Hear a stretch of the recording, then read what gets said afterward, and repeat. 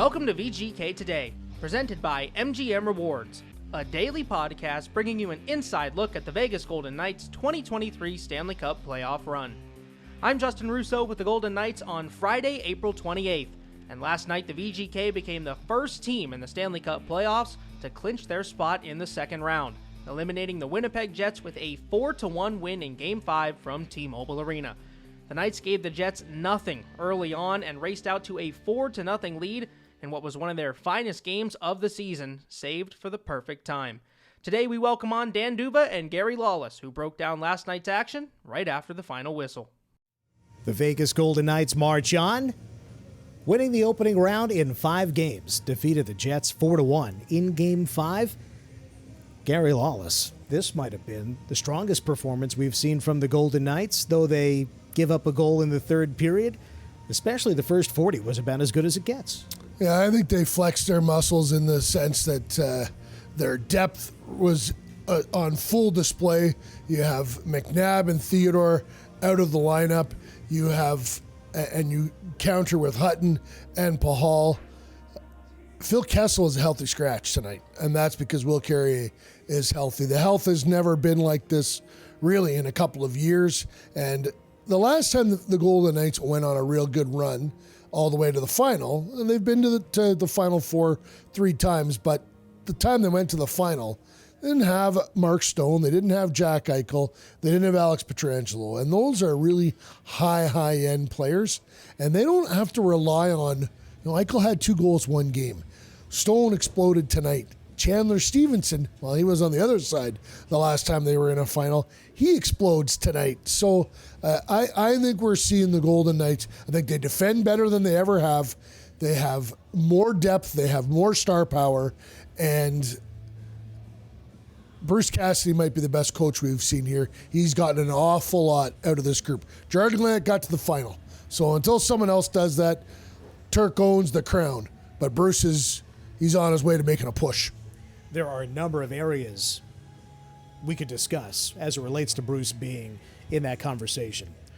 One of the areas that maybe we'll key on that Bruce himself pointed to in our radio pregame interview going into Game 5, the interior scoring. When the Knights' playoff runs have come up short in the past, they couldn't score, they couldn't get to the inside.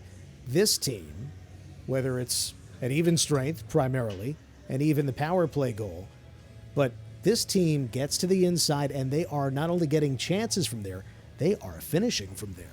Well, there's no talk of Holtby, Demko, Hudobin, Price. You're not hearing that kind of conversation right now. The goal you're hearing about is Laurent Brossoit. Smith and Carlson up front for Vegas. Hagen, Whitecloud are the defensemen. Jets coming in. Rink wide pass left. Dillon shoots. Save. Rebound in front. Sliding glove save. Oh, Brossoit recovers and makes a wonderful stop on the rebound. Brendan Dillon with the initial bid. Adam Lowry following up, and somehow Laurent Brossoit recovered just in the nick of time. Legend of LB continuing to grow. And the guy at the other end of the ice, who is the Vezina winner and comes into the series with all the accolades, is getting outdone by his old understudy, who has been tremendous in the last 2 games. He allows 1 goal tonight, only 2 in Game 4. So as the series has gone on, Lauren has gotten more comfortable, and I think the defense has done a better and they've improved, and they were razor sharp early tonight. Like the effort in the first and second period was just, there was no room for Winnipeg. They got nothing. They didn't score until they pulled their goalie in the third period. So I just think that Bruce Cassidy, his system, how he wants things done, and how he's held people accountable, and the players buying in and using all of their skills to play like that, it was all on display tonight. The first 2 periods were as good as we've seen the Golden Knights this season. And that strong play from the Golden Knights, not only in today's game, but throughout the entire series, really frustrated the Winnipeg Jets, and it especially did so to their head coach, Rick Bowness, who was irate after the Game 5 loss. Overall thoughts, I'm so disappointed and disgusted right now. That's my thoughts. Where does the disgust come from?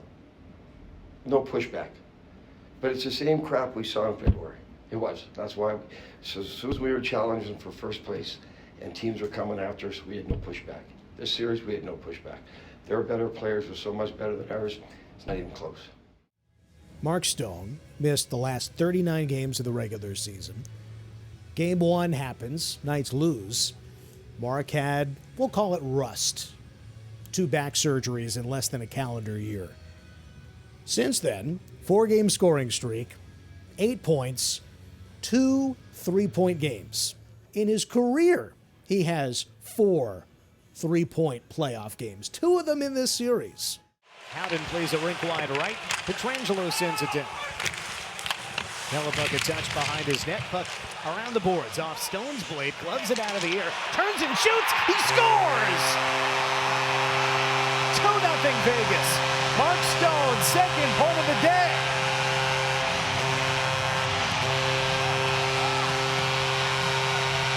His head coach says he processes the game faster than anybody in the National Hockey League. After the play was deep in the zone. Pietrangelo pinched and went off Stone's stick twice out of midair. Then he gloved it down to his own stick and rips it inside the top right corner. Looked like he was playing hacky sack or two-touch. He puts it in the back of the net to make it a 2-0 Vegas lead. Mark Stone contributes to this team, impacts this team, in which ways most importantly? I think it's a split, because as good as he is on the ice, he's that good as well in the dressing room, and as good as he is in the dressing room, he's just that good on the ice as well. So I don't think you'd want to take one part over the other. I think that the guy that leads that's the intangible. You love it. But the guy that goes out on the ice and produces and is good defensively, steals pucks, does all those good things, that's just as important as well. So it's the whole package with Mark Stone. I did an interview on Winnipeg radio just prior to Game 2. And one of the questioners said to me, he had 2 questions for me. Who are they going to use when they have to yank Brossoit, and how long can Vegas afford to wait for Mark Stone? And I think by the end of that night, he would have liked to have retracted both those statements, because Brossoit got the win and Stone started to impact the series in that game. Well, tonight, that questioner is saying, burn that tape. I don't want anyone to hear me asking those questions, because the rest of the series, well, Brossoit goes undefeated the rest of the series, and there's no if, and, or but. He was better than Connor Hellebuck, and Mark Stone, he found his game, and he was better than anybody, any skater Winnipeg had to offer. Annabelle, did you have a final question? How has Mark Stone been helpful since he has came back from his injury? Well, he scores goals, he makes plays, he lifts the team, gives us energy, kills penalties, plays on the power play. Did I forget anything, Annabelle? No, he's he's a top guy for us for a reason, and I think he exudes that passion for the game, and I think that spreads to the rest of the guys when he's on. So that's what we missed when he was out. We held our own, but sure nice to have him back. And nice to see you, our good luck charm. Thanks for coming. Thank you. Hellebuck gives up 3 goals or more in 4 consecutive playoff games. That had never happened in his postseason career. Of course, the Knights had beaten him 4 straight Western Conference Final in 2018, but it was tighter. Remember that clinching game? Ryan Reeves scores the clincher, but that was a tight series. The Knights pulled away here, and I wonder, from what they did, the way that they finished this, what do they take forward most as they go into this little window here before the second round begins against either the Oilers or the Kings? What do you take most? Oh, the first 2 periods tonight, I think, is, Bruce Cassidy will say to them, you play like that, and we have a chance not just to get to the Stanley Cup, but to win it. They play that kind of hockey against, and I don't care if it's against McDavid or if it gets Pasternak or whoever you want to put up there. There was no room. and that will frustrate anybody in the NHL. That was, I haven't seen hockey like that very often. It was very, very impressive. 55 times this year, and as I've said this a lot, we're not a team that just trucks teams, you know what I mean? We're good, and when we're on our game in a hurry, we look like we did in the first period, where we're right on top of them, creating the better chances. Second half of game 2, early game 3, so it's just for us, I said it all along, for us it's to get to that 60-minute, and the deeper you go in the playoffs, you have to be closer to that, because you start playing, 2 teams that are left, or the 8 teams that are left in this case, they're usually playing the best. So that's what we do well, is find ways to win. What we don't do well at times is stay on our game, and that's up to me to make sure we find solutions to why. But we got a veteran group. I think they know that they let their foot off the gas a little today, but did what they had to do, blocked a lot of shots, worked hard to keep it out of our net. For us, finding ways to win has been a motto for us all year, and I don't think our stats show that we're one of the best teams in any particular category except wins, and that's what you play for. When you think about the way that they did it, they have personnel that they use today. Carrier goes in. It's been a physical, intense series. Today, the Knights out-hit the Jets. The Jets had been out-hitting the Knights for several games. Carrier goes in. He averages 5 hits per playoff game through his career. When you think about who goes in and then also who comes out, if you have a higher skill series, there's Phil Kessel, who's played 100 playoff games. On the blue line, you talked a little bit about Cassidy's systems. You take out McNabb, you take out Theodore. Staples of this organization through 5 years. In goes Ben Hutton. In goes Pahal. Those guys had never played playoff games. Pahal's in a different circumstance. He's early in his pro career. Ben Hutton has played close to 500 pro games. Yet those guys did not look out of place. They've been great. They're playing with a lot of poise. Can't say enough about Ben Hutton. Every time he's gotten the opportunity to be put in, he comes in, he plays with a lot of poise. He's so confident in how he moves the puck and his gaps, and honestly every part of his game. So it's great to have a guy like that who can pop in and make an immediate impact. Absolutely not. And Nick Hague led the Golden Knights in ice time tonight, not Alex Pietrangelo, who had led in every other game in the series. And that tells you an awful lot about, how John Stevens and Bruce Cassidy have brought this group together and how they play. They have a system, play within that system. I think there are going to be games where you're going to want to get offense from your back end, and you're going to want to have Theodore there for that. But these guys, they defended very well. There was some rough going. Pahal didn't fade away from that in any fashion. So, again, I think Kelly McCrimmon is the 4th star tonight in the sense that there's so much depth in Vegas right now. And the 4 lines that they put out there tonight were very impressive. Every line was dominant, and Winnipeg was depleted for sure. But Vegas was depleted tonight as well, and it didn't bother them. They didn't blink.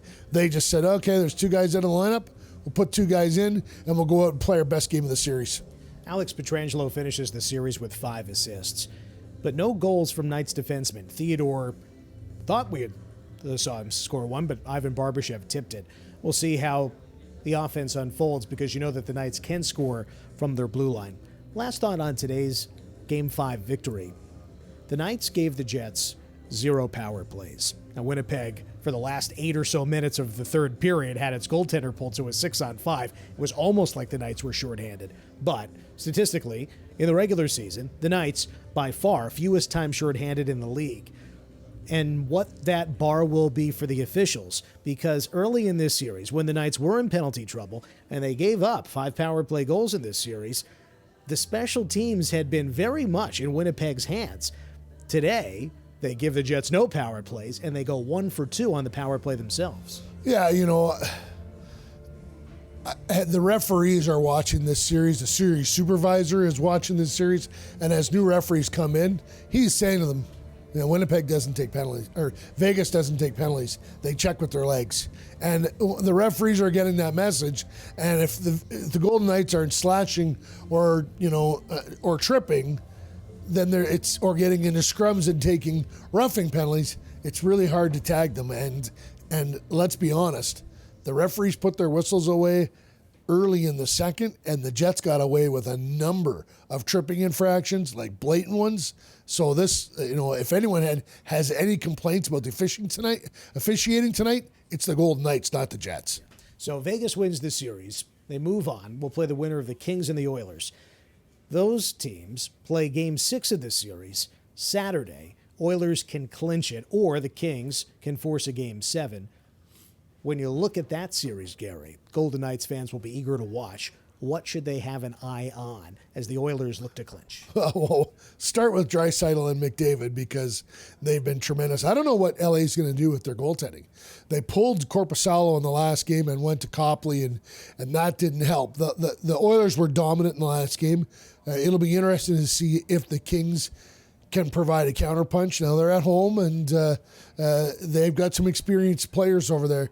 But so far, McDavid and Draisaitl have looked to be too much for them. The power play is operating at almost 60%. So to me, that would be a really interesting matchup versus Vegas. Now, the reason Edmonton draws a lot of penalties because of their speed.